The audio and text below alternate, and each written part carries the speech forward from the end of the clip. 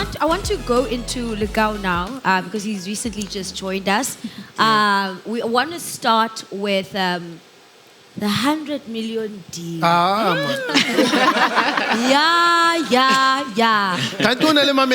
Where is the 100 million? Yeah, I want to know about the foundation or the genesis rather of your collaboration with Casper Nyovest to birth Root of Fame. Yeah, no, thank you so much. My name is Lekau Sehoana. Look, the foundation for us was trying to bridge a gap in our products and in our brand, and then position our brand as well as a lifestyle brand. And then how do you do that except for doing the man of the lifestyle, himself, Okay. Like you can see for yourself, So we wanted to position ourselves with Casper. And then the one thing that I actually noticed in the entertainment industry, coming from the outside was that there are other people who are actually able to sell products. Others, they have huge numbers, but they can't sell a product. And he's one of the few people who are actually gifted and blessed in the ability to actually sell a product. Then he understands, his value as well. And he knows how to sell as well. And a very good ambassador, of whatever that he touches. He turns everything into a lifestyle. I mean, just look at the shirt, We moved from just a sneaker into this type of apparel. And the 100 million deal was what happens in industries whereby, like a Cristiano Ronaldo gets signed and they signed a 5 billion deal. He's not getting a 5 billion at that moment, but the time of the contract or of the relationship or of the products that we actually released at that time were actually worth 100 million. So both me and him had products worth 100 million, generated and then put into the market. And then right now, we've obviously benchmarked ourselves even higher than that because we're now actually, building... Okay.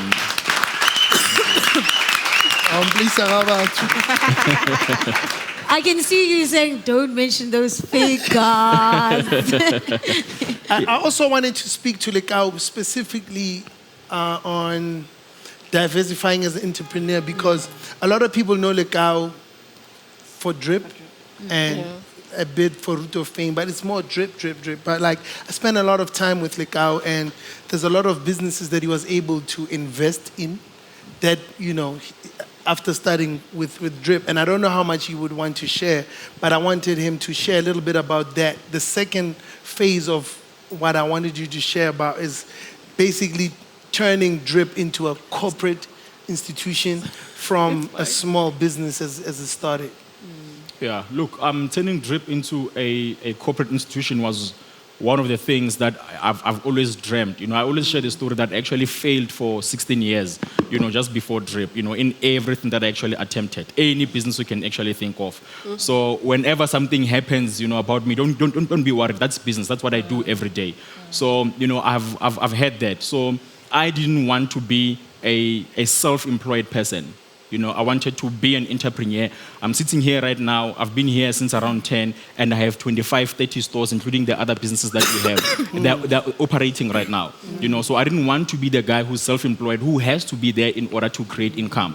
I wanted to build a legacy, and it's actually nice because I'm actually a client of yours, whereby even that side of my life is actually set up whereby I even thought about what happens should I go today, God forbid.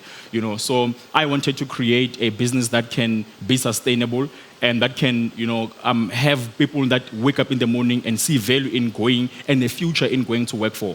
Not just, a panda nyana, whereby I almost said panda push-up play, and I remember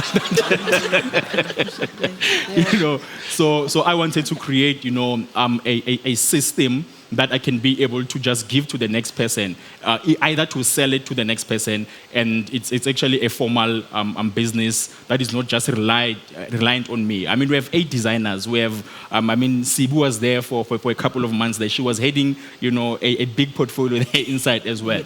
So I created, a brand that didn't just need me as the founder. I'm a creative, I'm a designer as well, but I don't even design really anymore. So I just wanted to just be able to diversify as well from there to say, I've built this vehicle. Where else? We are doing so many other industries, just besides, our portfolio in retail and then in that brand.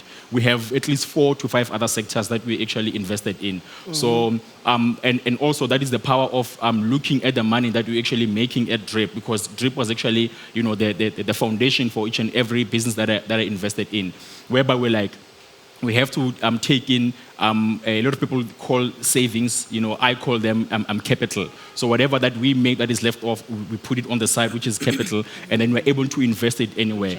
And then generate, other, revenue streams as well. I mean, I'm also in the music industry as well, but I don't have to sing. I was actually going to ask you, Lekau, are you investing? Are you putting your business money, your business profits into solutions that you can tap into 5 years from now, 50 years from now, and live off all the energy and all the, the experience that you have for the next 50 years? At that moment, are you able to leverage that value in terms of money, living a comfortable life, retirement planning? I think we also see for entrepreneurs the high need for them to plan for retirement. Most of them will talk to you about, I've got properties, okay, that will be my retirement plan, I'll earn rental income, or, my businesses somehow will give me some sort of plan. What we help you guys as entrepreneurs, up-and-coming entrepreneurs, artists, musicians, is nobody knows what's going to happen tomorrow, Lekau.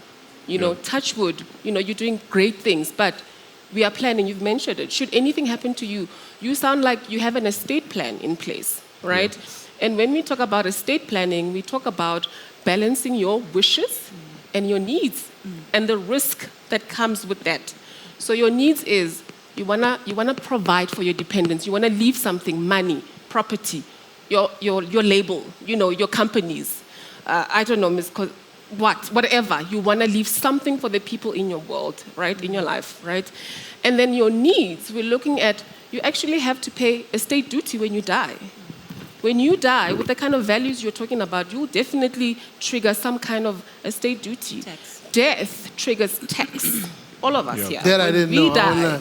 Yes. Even when you do. Yes, when you die. Take the coins. There's three types of taxes you pay. They're taking the coins for days. Yes. Three. We have to actually have a plan for that, and Liberty actually has. That's crazy. Like I won't lie. Like I just learned that. I didn't know that. Yeah. I was thinking I'm soft. No. There's 3 types of taxes. I can't die. So that's how. die. So You can't actually, that's die how without a a lot plan. of people. So that's how a lot of people actually lose their businesses after Absolutely. death, because the estate amounts to nothing, because the Yes. tax has taken almost everything. Wow, So I you didn't know have to that. have a plan for that. If maybe your business is worth 100 million, there's going to be a tax on that 100 million that the business is actually worth. Yeah. So That's you have crazy. to actually have a plan for their worth. So each and every time you have to have people like them who Yes. actually come to say, what is the value Where of the are business right you? now? And then the plan always grows. Absolutely. Wow, that's crazy. Yeah. So now your kids don't need money to get your stuff. Yeah. Yeah. If they don't have money to get your stuff, then We you sell your now. stuff. We sell your We sell your estate. stuff. We Cassie. sell your- We sell everything. We settle your debt. Yes. Yeah. So I think the financial planning process, Pam, is vast. We literally look at every area of your life: business interests, family, who's depending on you. What does it mean if they cannot depend on you because you're no longer alive? Your employees. How do you leave your employees? We can use quite a few examples recently. What has happened to those employees' livelihood? So there's a lot. The spectrum is wide. Estate planning, tax planning, investments, education planning. Another big one, it's liquidity. Life cover. Liquidity. Liquidity in the That's estate. the big There's one. a lot. That's Yeah. a big one, because if there's no sufficient liquidity in your estate, that's when then most people lose their assets. Because number one, there's like top of 3 of taxes, if I can just educate you, because you look shocked. Yes. I'm excited. yeah. Yeah. Oh, like, let me excite you more. There's 3 types of taxes that you essentially pay when you die. So don't die, guys, it's expensive. Have a plan first. Have a There's the plan capital first. gains tax. Yeah. There's the capital gains tax. Essentially, what does it mean is, if you're to die today and you're moving your assets from your estate to the next one. person, your estate needs to pay for the tax. Yeah. But if it's your wife, must get married. Then Get married. There's no Good planning. There's another reason of getting why must get married. The next one, The second one, you don't want to hear about this one. The second one is the estate duty, what Coach touched on. Essentially, that one, what happens is they calculate everything, the value of everything that you earn. But obviously, SARS is not as bad as we portray them. There are discounts there. There are discounts that they give you. Like primary residence, the first 2 million is tax-free. There's other things that they essentially don't make you to pay tax for. The third one, even if I usually joke to my clients and say to them, even if you died on the 1st of March, SARS would want that income tax payment for that one day. For that month that you Because you must be, the 1st of March. You would have to pay that tax because you earned that income for that one day. So they would want that tax income. Yo, thank you. That's very informative. Yeah. Oh, man. I think we should clap hands for that. Let's clap some hands. Yeah, you ask. Yeah. First of all, don't die, guys. Don't die without Don't a die, it's financial expensive. plan. Just don't We're die. all gonna die, right? And life cover kicks in, right? It's a plan, right? And I think sometimes we think life cover. I mean, how is that a financial plan? You know, And how does it benefit me?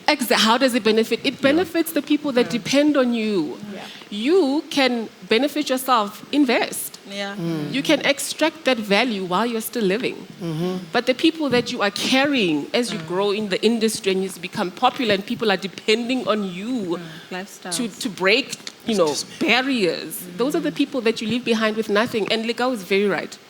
Many black communities with successful entrepreneurs die with nothing because there was no estate planning. Yeah. I'm just reminded now, since you guys who love your friends so much, we can do free wills for them because this is a very important tool as well. Yeah, you cannot die.